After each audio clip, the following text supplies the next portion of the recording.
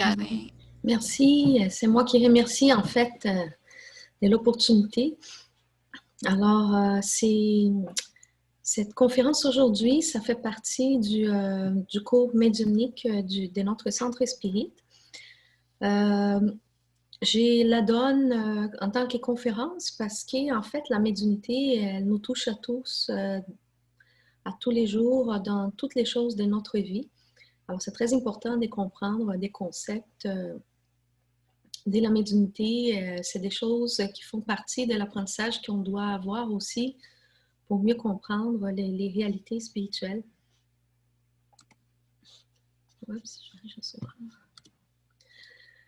Alors, tant pour la médiumnité comme pour notre évolution, il y a 4 piliers.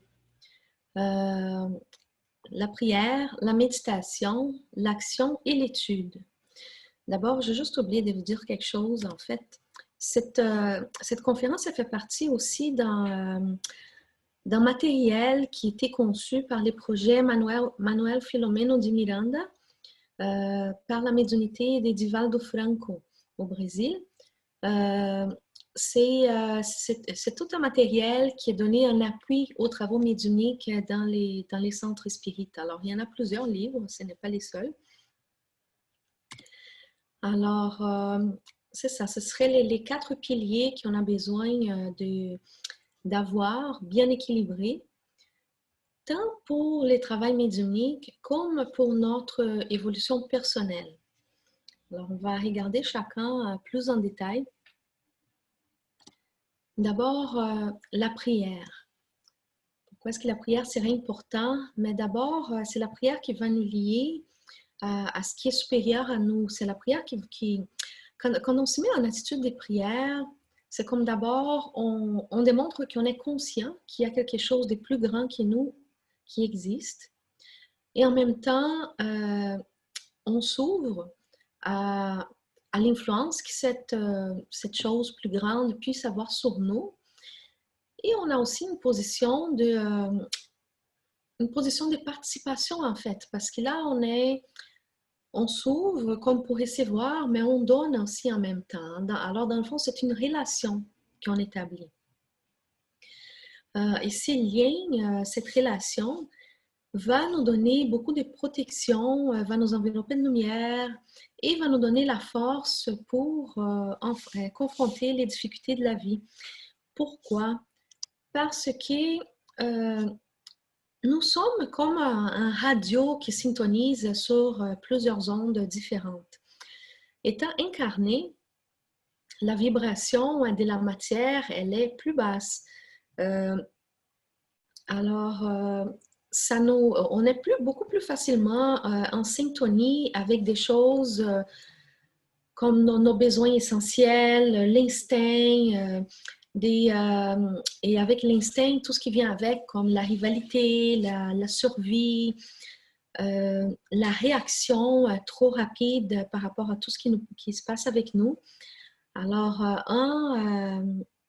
en priant, qu'est-ce qu'on fait? On est en train de syntoniser notre radio avec une vibration plus élevée.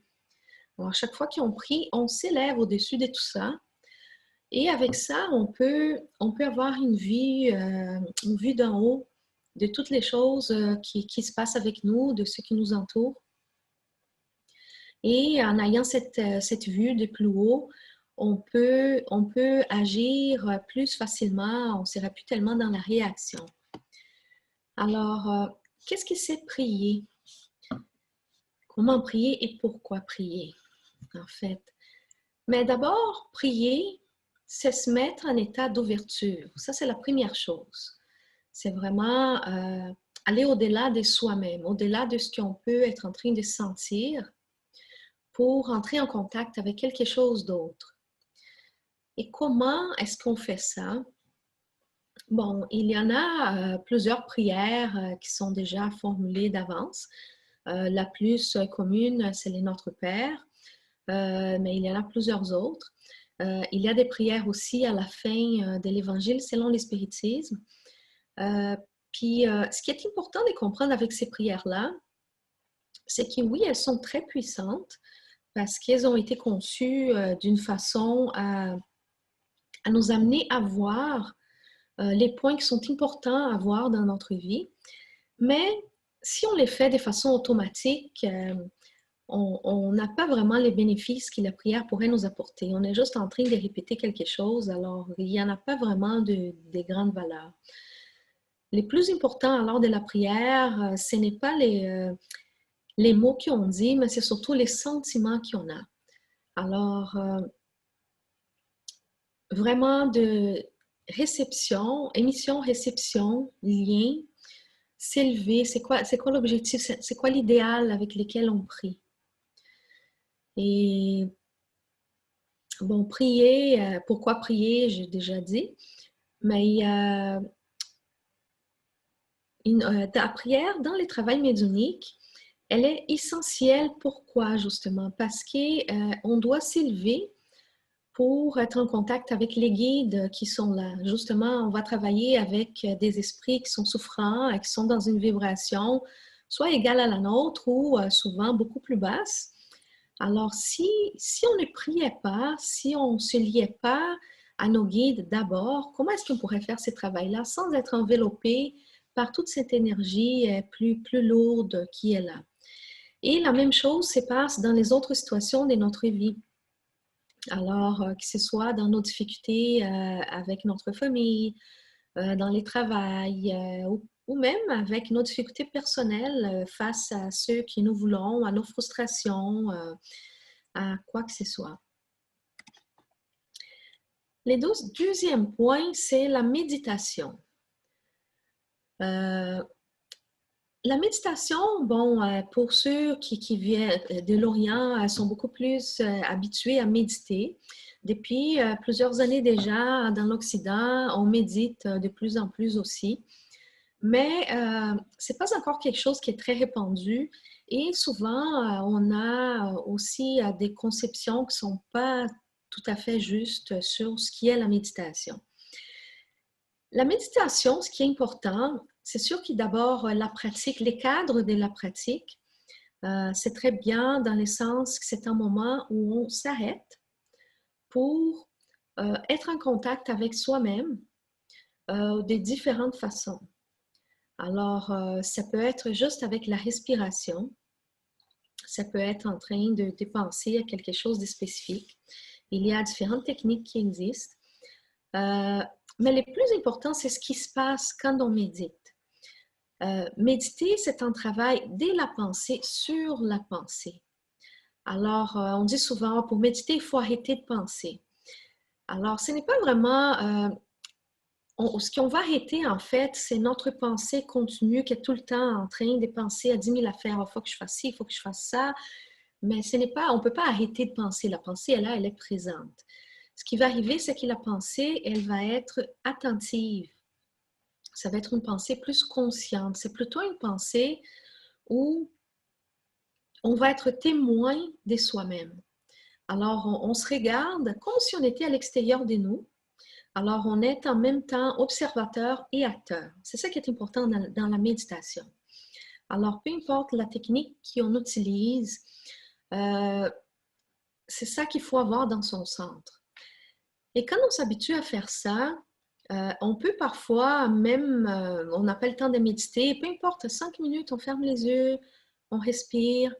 Et on peut aussi méditer en faisant plusieurs choses différentes. Par exemple, on peut méditer en arrosant nos plantes, en sentant la connexion qu'on a avec la nature, en parlant avec les plantes, en sentant qu'est-ce qu'elles ont à nous dire aussi. Alors tout ça, c'est méditation. Quand on prend soin de quelqu'un, quand on enveloppe quelqu'un avec l'amour, tout ça peut être méditation à la condition que cet élément-là soit présent des consciences, alors d'être conscient de ce qu'on fait, de s'observer et d'agir en même temps. Alors la méditation, elle va amener un équilibre tant intérieur comme extérieur et va nous aider à nous détacher de plusieurs choses qui nous sont difficiles. Alors à travers la méditation, on arrive à la conquête de soi. L'importance de la méditation serait alors les réveils de la conscience surtout, parce que nous vivons sans vraiment comprendre qui nous sommes quel est notre pouvoir, qu'est-ce qu'on fait vraiment ici. On peut vraiment, on peut étudier beaucoup, comme on étudie au centre ou ailleurs, mais si tout ce qu'on fait, c'est étudier sans penser comment ça se reflète en nous, qu'est-ce que je sens quand je suis en train d'étudier ça. Qu'est-ce que ça me dit? Est-ce que je suis d'accord? Je ne suis pas d'accord? Si je ne suis pas d'accord, pourquoi? Qu'est-ce que ça résonne en moi? Alors, c'est vraiment un état que plus on pratique, plus on est habitué de l'avoir dans tous les aspects de notre vie. Et cet état-là va nous amener de la sérénité face aux difficultés de la vie et va sûrement faciliter la médiumnité. Ceux qui méditent ont beaucoup plus de facilité à faire un travail médiumnique.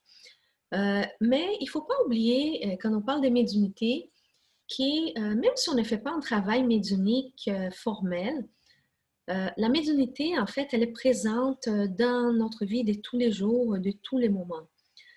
Nous sommes entourés par des esprits, par des énergies, et même si y a une certaine distance entre nous et d'autres, que ce soit incarnés ou désincarnés, nous sommes en fait tous liés. Alors, si quelqu'un n'est pas bien, qui est proche de nous, on va le sentir. Mais de la même façon, à ceux qui sont loin de nous, on ne peut pas être indifférent vraiment. On peut penser, bon, par exemple, nous, on vit dans un pays où quand même on n'a pas de difficultés majeures, tandis qu'on sait qu'il y a des pays où c'est la misère totale, la violence, etc. On peut parfois oublier que tout ça existe, puis juste sentir notre vie ici, on est bien et tout, mais on ne se rend pas compte du comment ça nous affecte. Comme là, tantôt, je parlais de la fumée des feux aux États-Unis qui sont sûrement dans l'air, qu'on respire en ce moment. Mais tout ce qui se passe dans notre monde en termes de souffrance et tout, même si on n'est pas conscient de l'influence que ça a sur nous, ça a une influence. Et ça nous retient vers le bas. Ça nous enveloppe d'énergie négative, d'énergie des douleurs, des souffrances. Et même si on n'est pas directement responsable de ces souffrances-là, nous sommes responsables dans le sens où nous devons tous nous entraider. Alors, il y a toujours des petites choses qu'on peut faire, même si on n'a pas le pouvoir de changer ça comme ça. C'est d'abord de penser à ces gens-là, de prier pour ces gens, de les envelopper des bonnes énergies, d'avoir des actions dans notre milieu, d'abord avec les personnes les plus proches pour promouvoir la conscience de ça, mais aussi des petites actions sociales. Il y a plein de choses qu'on peut faire parce que les jours vraiment où il y aura une quantité assez importante de personnes qui ne supporteront plus ça sur la Terre, tout va changer. Alors vraiment, on pense qu'on a peu de pouvoir, mais chacun de nous compte pour beaucoup. Parce qu'il ne faut pas oublier, quand on parle de la lumière et de la noirceur, on a souvent l'impression que la noirceur est beaucoup plus forte que la lumière parce que ça nous opprime. Mais si on arrive dans un endroit où tout est noir, puis on allume une petite chandelle, déjà, ça éclaire beaucoup. Alors, quelqu'un qui a développé sa conscience et qui l'utilise non seulement pour son propre bien, mais pour le bien de tous, c'est comme ça, c'est une chandelle qui va beaucoup répandre la lumière autour de soi. Alors, une personne réveillée, elle vaut pour au moins 100 personnes qui ne sont pas réveillées. Alors, on n'a pas besoin que toute l'humanité se réveille, c'est juste un pourcentage pour que notre monde change. Et alors, en ce qui concerne la médiumnité, étant tous liés,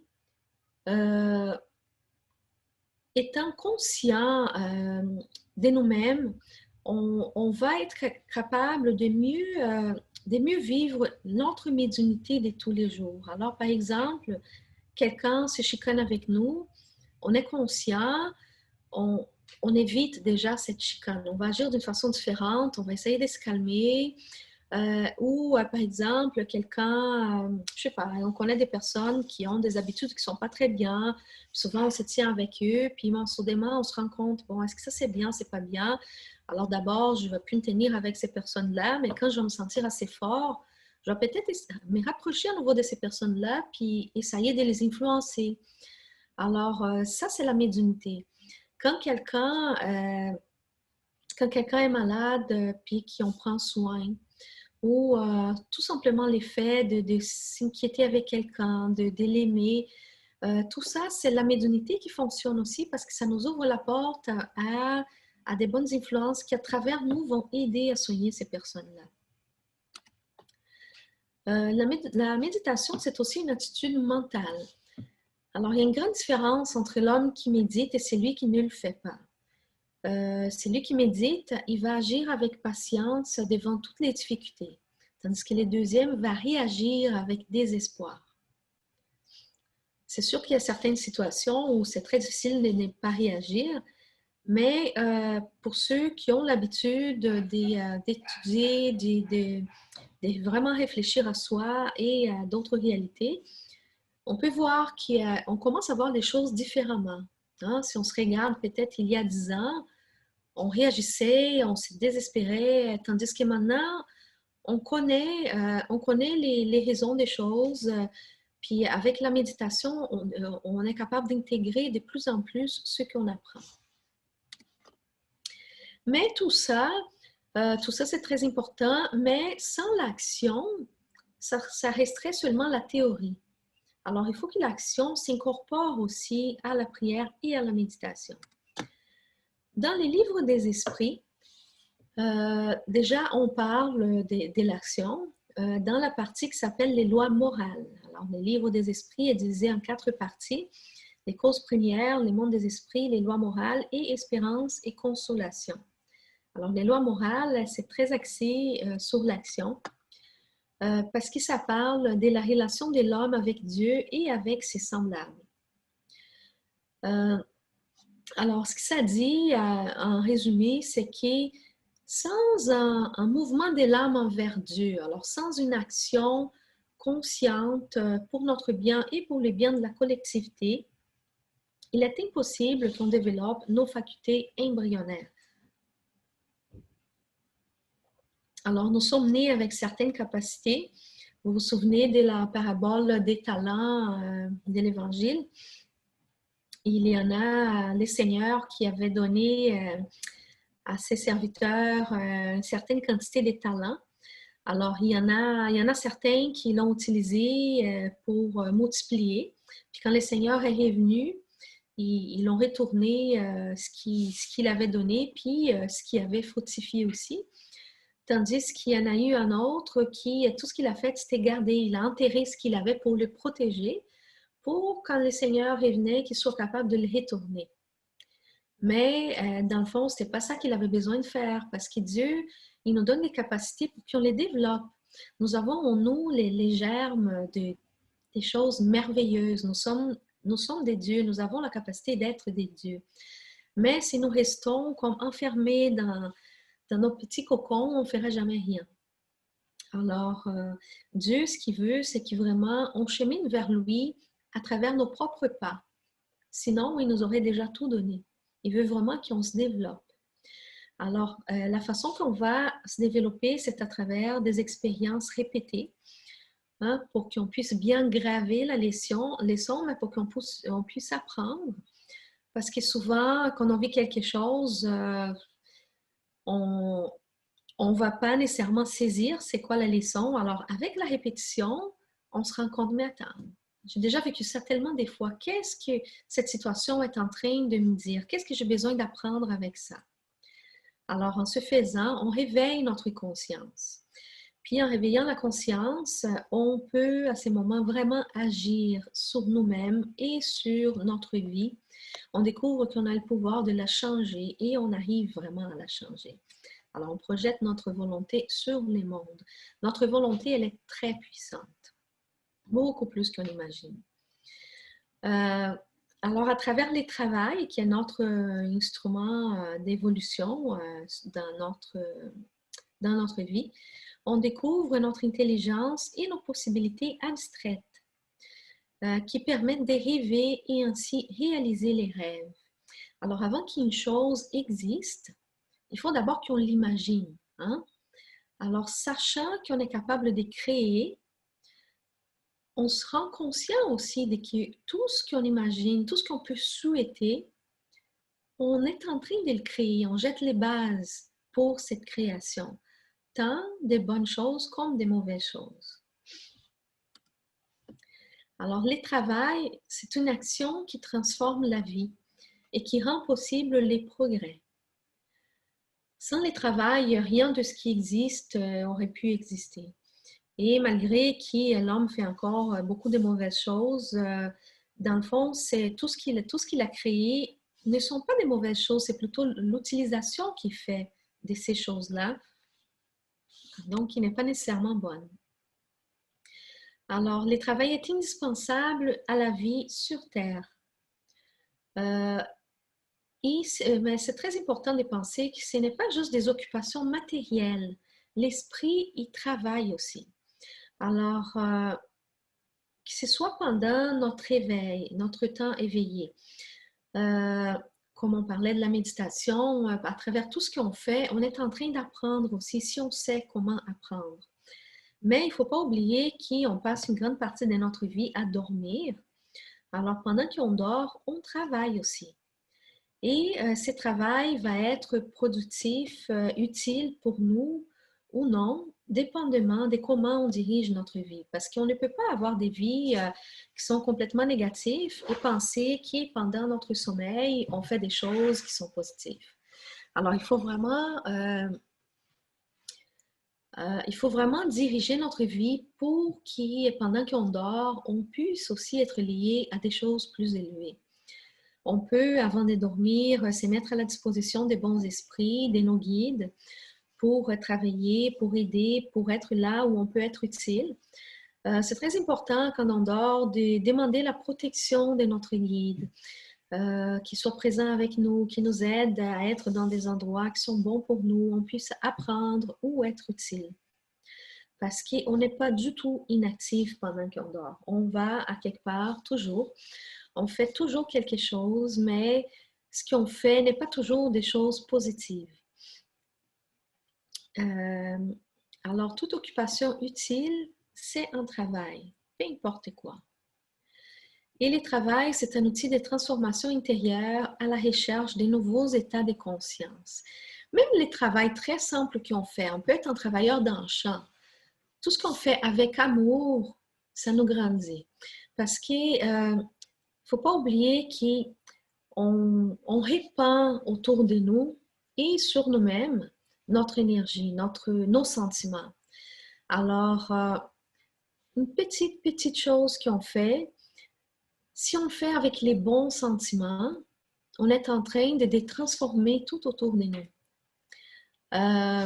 Ici, sur le troisième point, ce qu'il dit, c'est que l'important, c'est de faire bien tout ce qu'on fait. L'important, c'est d'aimer ce qu'on fait plutôt que de faire ce qu'on aime. Parce que quand on est capable d'aimer ce qu'on fait, on va se rendre compte on est tout le temps en train de faire des choses qu'on aime. Parce que l'amour est devenu notre façon de faire les choses. Tandis que si on n'est pas capable de faire avec amour tout ce qu'on fait, on serait des personnes qui sont jamais satisfaites. On va toujours penser, oh, mais c'est pas vraiment ça que je voulais faire, c'est une autre chose. Puis là, quand on est sur l'autre chose, oh, mais finalement, c'était pas vraiment ça, c'était une autre. Puis là, on change.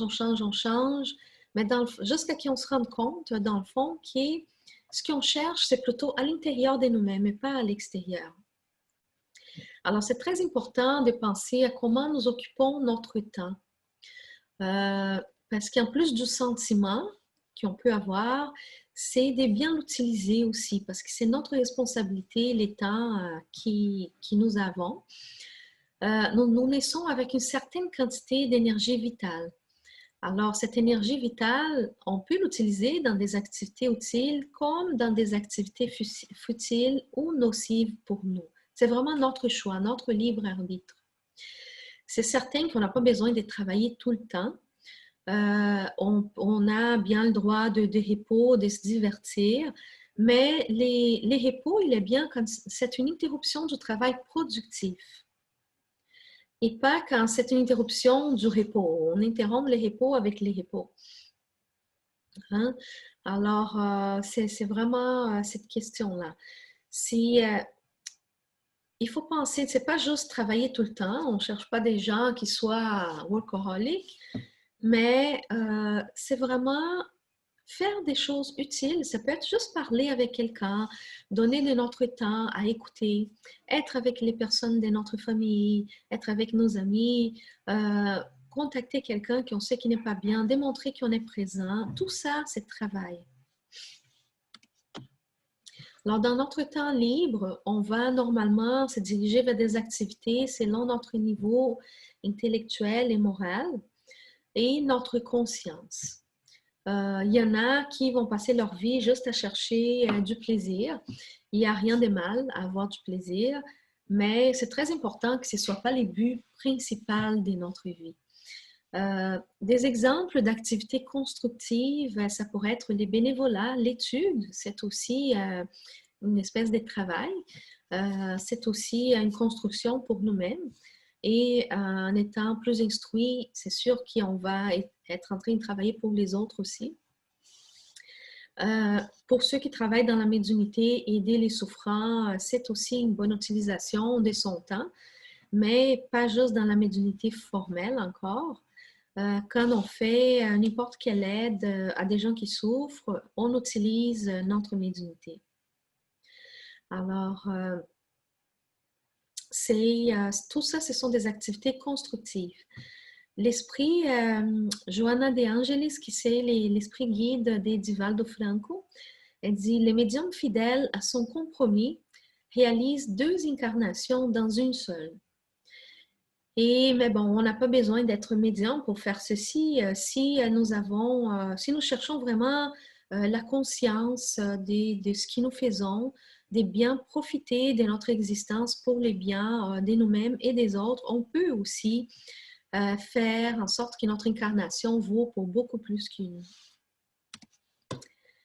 Nous avons besoin d'observer comment nous occupons notre temps libre. Pourquoi? Pour qu'on puisse analyser comment on se sent avec chaque chose. C'est comme ça qu'on va pouvoir juger est-ce que ceci est bon ou non pour moi. Si je passe plusieurs heures de la journée à faire une certaine chose et qu'à la fin, je me sens comme déprimée, fatiguée, est-ce que ceci était vraiment bon pour moi? Tandis qu'avec d'autres choses, ça nous allume, ça nous donne des idées, ça nous inspire. Alors, il faut qu'on soit plus attentif à ceci pour bien choisir nos activités. Il faut chercher des activités qui nous amènent à une plus grande satisfaction et possibilité de croissance. Il faut que ça nous donne quelque chose de plus. Après avoir fait ceci, je suis plus grand que quand j'avais commencé. J'ai appris quelque chose. Ça m'a fait réfléchir à quelque chose. Alors, c'est très important, ça. Le travail, c'est la loi de la vie. Jean Évangéliste, il disait déjà, mon père, il travaille jusqu'à aujourd'hui et moi aussi. Alors, on pense souvent dans les conceptions tant judéo-chrétiennes comme dans la majorité des religions, on pense, mais après la mort, on va aller dans les paradis ou l'enfer. Mais bon, ceux qui iront au paradis, là, ils vont voir les repos éternels, blabla. Mais ce n'est pas vraiment ça. Ce qu'on voit avec le spiritisme, c'est que dans le fond, plus on évolue, plus on travaille. Sauf que le travail n'a pas les mêmes poids que ça pour nous. Comme on vit encore dans un monde d'épreuves et expiations, souvent, le travail va être quelque chose de pénible, souvent pas nécessairement en lien avec nos aspirations les plus intimes. Mais plus on évolue, plus on va pouvoir être vraiment connecté à des activités qui nous parlent au cœur. Et les bons esprits, ils travaillent tout le temps, mais c'est quelque chose qui les donne beaucoup de plaisir.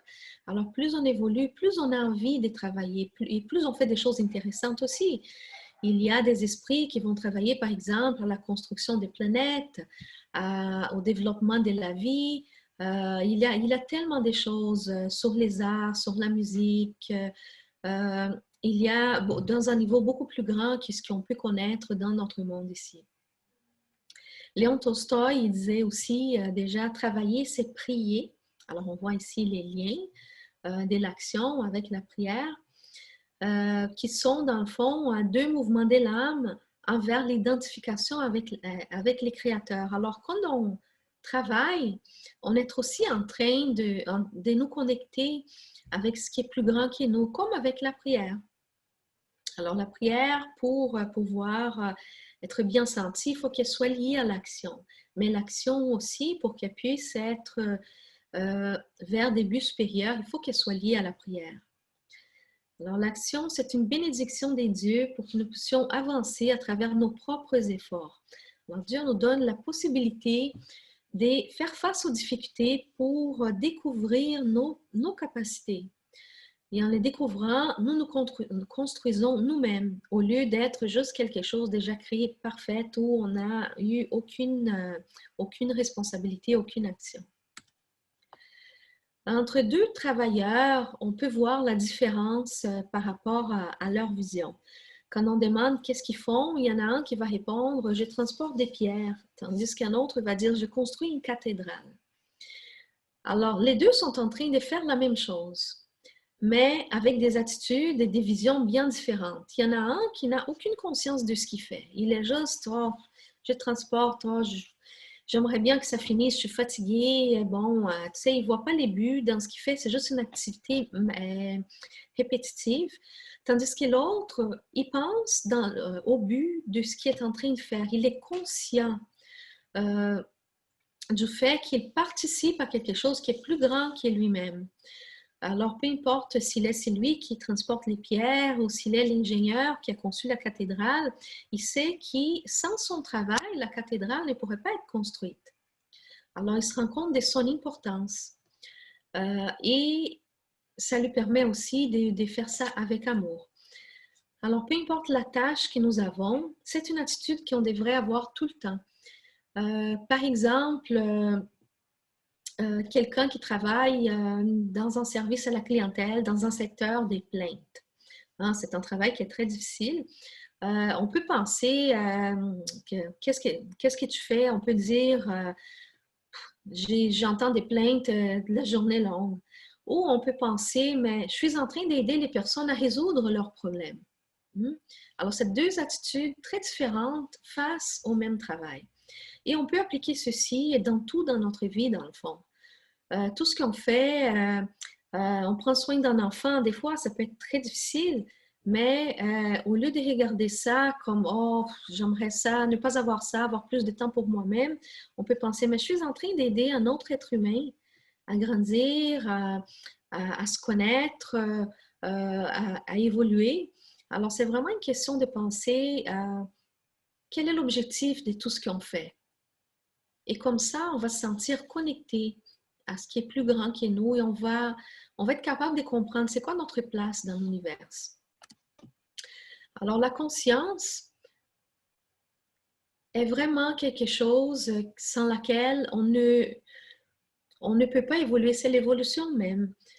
Sans clarté intérieure pour faire face aux difficultés, l'homme transfère sa responsabilité envers l'extérieur, additionnant frustration qui se transforme en trauma inconscient et qui perturbe sa personnalité. Qu'est-ce que ça veut dire? Alors, c'est que quand on fait des choses et qu'on n'est pas conscient, on va se sentir victime. On va toujours sentir que je n'ai pas vraiment le pouvoir sur ma vie. C'est toujours, peu importe qu'est-ce qui décide les autres, moi je dois le subir. Ce n'est pas vraiment comme ça. On a, oui, la capacité de transformer les choses. D'abord en transformant comment on se sent, comment on vit chaque chose. Et en le faisant, on va sentir le pouvoir qu'on a. Et on va arrêter de vivre frustré et d'être une personne qui devient insupportable même. Alors, la méditation, elle va ouvrir la voie à l'action. À travers cette conscience, ça va nous montrer dans notre vie qu'est-ce qu'on doit changer pour que je sois plus heureux dans ce que je vis. Il y a certaines choses qu'on peut changer. Il y en a d'autres qu'on ne peut pas. Ce qu'on ne peut pas, bon, Si je ne peux pas changer, qu'est-ce que j'ai à apprendre avec ça? Qu'est-ce que cette situation a à m'apporter? Parce que c'est comme ça dans la vie. Ce qu'on ne peut pas changer est là justement pour nous apprendre quelque chose. Alors, en ayant cette attitude, on est capable d'être plus indulgent envers les autres. Et nos actions vont être entourées de bonté et d'amour. Parce qu'on comprend nos propres difficultés et comprenant nos difficultés, on est capable de comprendre la difficulté des autres aussi. Et faisant ceci, on commence à... On se transforme, mais on transforme aussi les milieux où on vit. Parce que les autres, sentant notre transformation, consciemment ou inconsciemment, ils vont le sentir et ils vont s'inspirer de ce qu'on fait. Alors, à chaque fois qu'on se transforme, c'est comme une pierre qu'on jette dans l'eau, qui a des vagues qui se répandent chaque fois plus loin. C'est ça qui fait notre transformation. Alors, si on veut transformer les mondes, la première chose, c'est vraiment transformer nous-mêmes.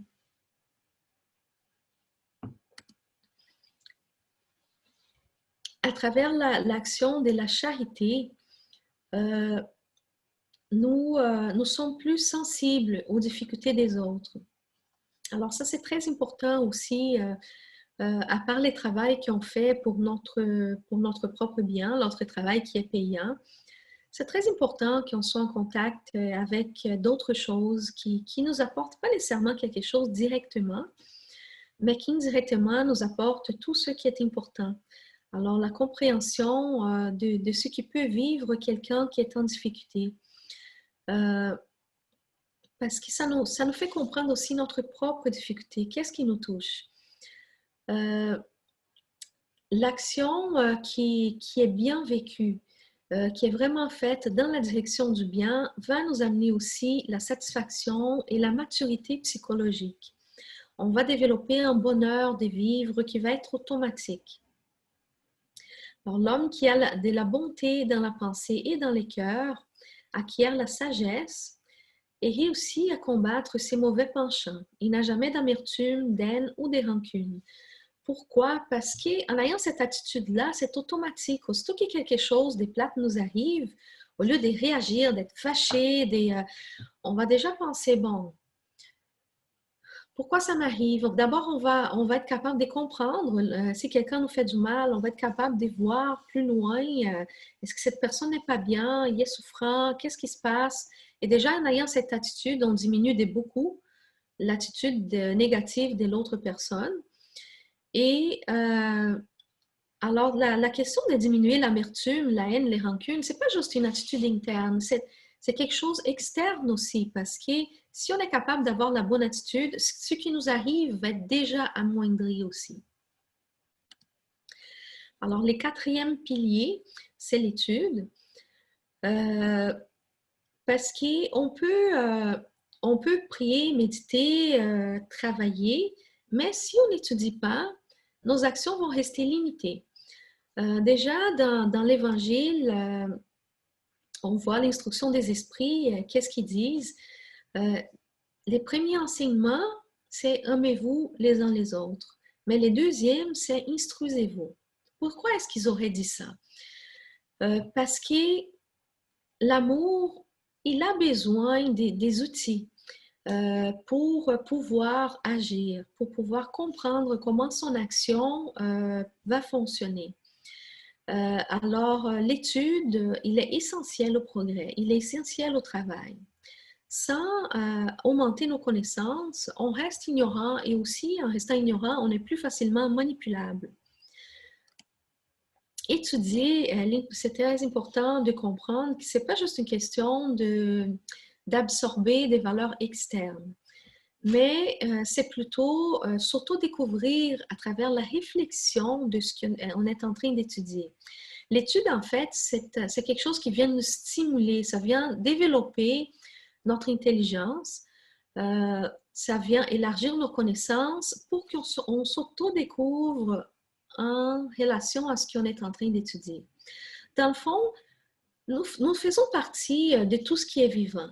Si on avait vraiment notre conscience développée, on saurait tout. On n'aurait même pas besoin d'étudier, on serait déjà connecté avec la nature, avec l'univers. Mais comme on n'a pas cette conscience, on a besoin de passer par l'étude pour arriver à cette conscience. Les savoirs ouvrent aux yeux des hommes les mondes et la création divine. Ces lois, la beauté et l'harmonie qui régissent tout, les permettant de s'intégrer dans ces tout et en soi-même de façon équilibrée et consciente, lui apportant les bonheurs. Alors, étudier, ça fait aussi partie de ce qui peut nous rendre heureux. L'apprentissage des réalités spirituelles est très importante dans l'étude. Alors, pas juste les questions matérielles, sinon on n'arrive pas vraiment à comprendre qu'est-ce qu'on fait ici et pourquoi on est là. Alors, les réalités spirituelles, d'avoir cette compréhension nous amène de la lumière et nous guide vers la vraie liberté. Parce que c'est là qu'on peut vraiment comprendre comment on agit, comment on interagit, quel est notre vrai pouvoir. Pour ceux qui veulent travailler avec la médiumnité, les savoirs spirites, les savoirs des réalités spirituelles est essentiel. Parce que malgré que nous avons tous la médiumnité, sans connaître bien ces réalités, on peut être facilement trompé. La médiumnité, elle n'appartient pas au spiritisme.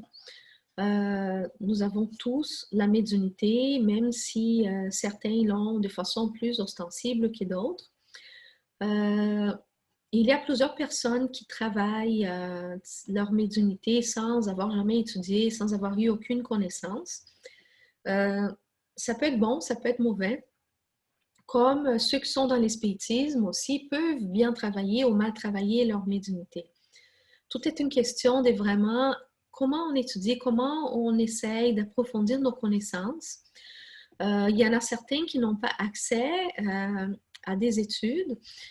Aujourd'hui, c'est très difficile de dire ça avec l'Internet, mais de chercher à comprendre toujours plus qu'est-ce qui nous entoure pour comprendre notre interaction, l'interaction du monde spirituel dans notre vie.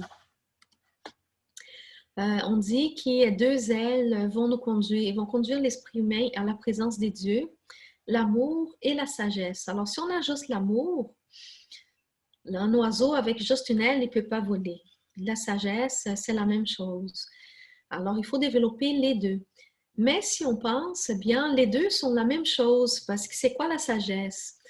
La sagesse, c'est d'avoir compris l'amour. Et comment on arrive à l'amour? C'est en ayant la sagesse. C'est les deux choses, en fait. Ça va vraiment de pair.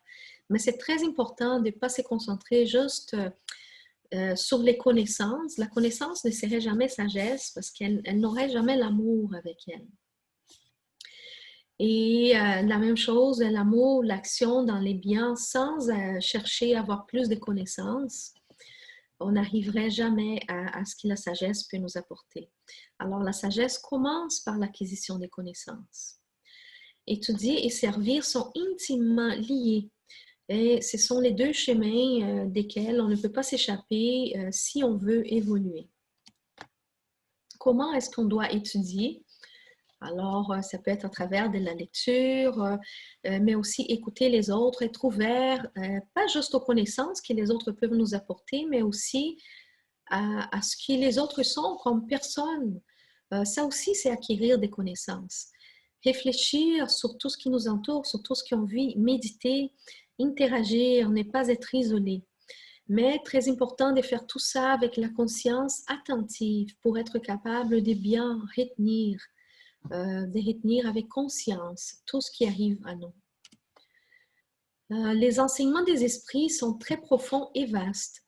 Alors, quand on lit des œuvres spirites, on peut lire ça très rapidement, c'est super intéressant et tout, mais on peut voir après, quand on fait une deuxième lecture, en troisième, quatrième, cinquième, même si on lit à plusieurs fois la même chose, à chaque fois, on comprend un petit peu plus. À chaque fois, au fur et à mesure qu'on augmente notre propre expérience, on a des yeux nouveaux pour comprendre ce qu'on est en train de lire. Alors, ce serait impossible de comprendre ces réalités-là sans une étude persévérante et continue. Et changer notre attitude mentale, comme on disait, ce n'est pas quelque chose qu'on a besoin de mémoriser, mais qu'on doit surtout comprendre. Et on va comprendre par la réflexion, la comparaison et les jugements. Et ce sont des aspects fondamentaux du spiritisme. On dit que le spiritisme, c'est à la fois raisonné. Pourquoi? Parce que la base du spiritisme, justement, c'est on ne veut pas que les gens croient parce qu'ils croient. On veut que les gens croient parce qu'ils savent, parce qu'ils comprennent. Alors, c'est à travers l'étude qu'on peut passer de la croyance à la connaissance. On croit parce qu'on comprend. Et c'est comme ça aussi qu'il va tomber toute l'opposition à ces connaissances-là. Parce que comment on peut discuter avec quelqu'un qui croit seulement à la matière si on n'étudie pas, si on n'a pas les connaissances suffisantes pour argumenter? Alors, c'est très important d'étudier. L'étude est intimement liée à la médiumnité aussi parce que la sensibilité médiumnique est juste les points de départ. Quand il y a une communication d'un esprit, il y a toujours 3 aspects. Alors, un esprit, il va passer une sensation d'abord. Il va passer aussi une émotion, les émotions. Mais il va aussi transmettre sa pensée. Mais comment est-ce qu'un esprit peut transmettre sa pensée s'il ne trouve pas d'écho dans les médiums, des connaissances qu'il veut passer? Alors, il faut que les médiums développent leur faculté intellectuelle pour être de bons instruments aux esprits. Bon. Les médiums, alors, il doit étudier continuellement parce qu'un médium qui a des très bonnes capacités médiumniques, mais qui n'élargit pas ses connaissances, il n'est pas mieux qu'un médium qui a des facultés plus restreintes, mais qui étudie beaucoup. Et la médiumnité, on voit, elle chemine de plus en plus vers une médiumnité qui est beaucoup plus inspirée. C'est sûr que la médiumnité plus ostensible, elle a toujours énormément de valeurs, surtout dans ce qui est les facultés des guérisons. Hein? Et il y a certaines communications qui ont vraiment besoin des médiumnités plus ostensibles, surtout les médiumnités des esprits souffrants. Mais notre but n'est pas de rester entouré de la souffrance, notre but est vraiment de s'élever. Mais pour ça, il faut développer nos connaissances pour que les inspirations des esprits puissent trouver écho dans notre esprit. Alors, essentiel à notre évolution, les 4 piliers, la prière, la méditation, l'action et l'étude. S'il manque la prière, c'est déjà très bien d'avoir la méditation, l'action et l'étude. Mais en ayant juste ces 3-là, on peut oublier notre lien avec ce qui est supérieur à nous. Et on peut rester juste matérialiste. Hein? Même si en faisant la méditation, on peut théoriquement sentir de plus en plus la connexion avec ce qui nous entoure. Si la méditation n'est pas liée à la prière, cette conscience va rester toujours très restreinte. La même chose, l'action et l'étude sans la prière, on va rester vraiment juste limité à ce qu'on voit, à ce qui nous entoure ici. Mais il faut que la prière vienne du cœur, pas une prière qui est automatique. S'il manque la méditation, alors la prière, action, étude, encore là, c'est très bien, mais il n'y aurait pas d'auto-examen. Puis sans la conscience de ce qu'on a besoin de travailler en nous-mêmes, on va très facilement développer la vanité. On va croire que nous sommes supérieurs aux autres par tout ce qu'on étudie, tout ce qu'on fait, par les prières qu'on fait. Mais tout ça, ça va être juste des choses externes, tandis qu'internement, on ne sera pas en train de se transformer. S'il manque l'action, alors qu'est-ce qui se passerait si tout ce qu'on fait, c'est prier, méditer et étudier? Mais on se coupe du monde, on serait comme des ermites. Qui, oui, parfois, il y a des périodes dans notre vie qu'on a besoin de ça, de passer une période comme ça, aussi de la valeur. Des fois, on a besoin d'être plus avec nous-mêmes. Mais il faut toujours que ça se traduise par la suite ou en même temps aussi par l'action. parce que c'est à travers l'action qu'on va être capable de mettre en pratique tout ce qu'on a appris avec l'étude, tout ce qu'on a appris avec la méditation et toute l'élévation qu'on a avec la prière. Et c'est comme ça qu'on va être capable d'agir sur nous-mêmes comme sur la collectivité. Mais c'est très important que cette action ne soit pas seulement un bénéfice propre, mais un bénéfice de la collectivité. Et en dernier, s'il manque l'étude, on aurait juste la prière, la méditation et l'action. C'est déjà bien, mais on resterait limité. La prière et la méditation, sans l'étude, atteignent des niveaux beaucoup plus bas parce qu'on ne comprend pas leur pouvoir et leur force. Et l'action reste limitée aussi. C'est l'étude qui va donner l'impulsion nécessaire parce que c'est lui qui va nous donner la capacité de bien utiliser notre pouvoir. Alors voilà, les 4 piliers qui sont essentiels à notre élévation, la prière, la méditation, l'action et l'étude. Et ça finit mon exposé. Bon, merci Karen. Je vais arrêter l'enregistrement pour ce moment.